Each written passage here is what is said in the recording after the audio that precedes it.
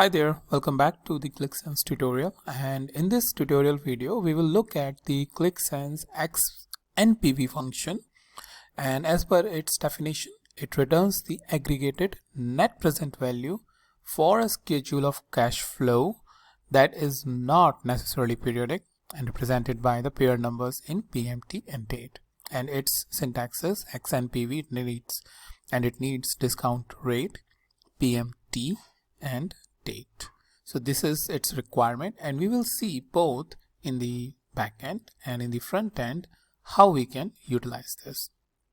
So let's go to the backend, and over here we have a very simple data set. As you can see, we have the year and we have the information of different dates, discount and payment, right?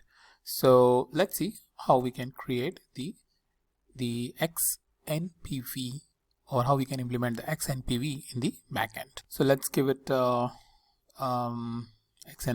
the table name itself, and we will create the load statement, load, and in that we need year.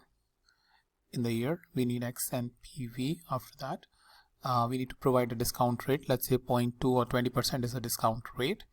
Then we need to specify the payments, which is nothing but this PAYMENTS payments, and then the date, right? These are the date, and that will calculate our XNPV underscore 2013, and we need to give a reference to this table, resident cash flow, and group by year.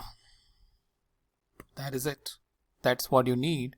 If 20% by 20% discount you want to calculate the XNPV.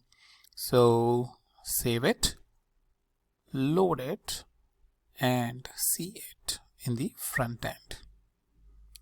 Alright, add the dimension, which is year, and one more dimension because we have already calculated XNPV. So the value is $2104.937. That's your XNPV value for the year 2013. All right. Now, one thing before I move ahead and to be much more dynamic way, what you can do is you can also calculate it in the front end by clicking on the measure, go into the expression editor, and say XNPV. Now discount rate is 0.2. and we have second as payments and date. Alright, click apply. You will get a similar output. So in both the way you can calculate. The only thing is in the front end you get much more flexibility with the set analysis, where you can do the wonders. And if you don't know about this, you should watch my previous set analysis videos because it is must.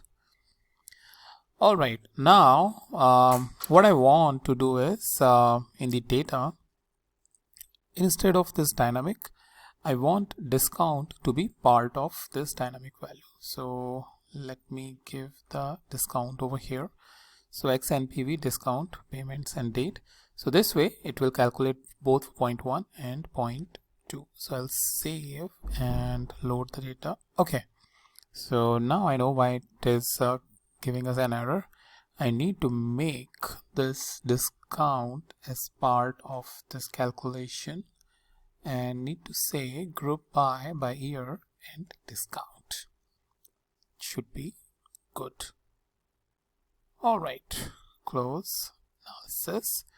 And in 2013, if I just take in this table the dimension, which is discount, so over here I just drag it up and beside to year.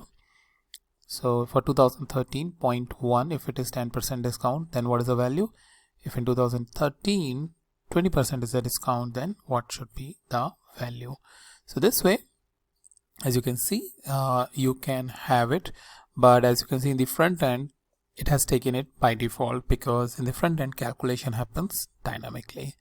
And that is what I meant, that if you want a static values, you can keep it as part of your backend calculation, but if it needs to be dynamic like this in this case, the different discount rates, then you can keep it as part of the front end. The only downside of this is it will do the calculation in the runtime, and that will sometimes degrade the performance. So as and where possible, keep it as part of the backend calculation. So that's about it for XNPV financial function, and I'll meet you in the next video with a new topic.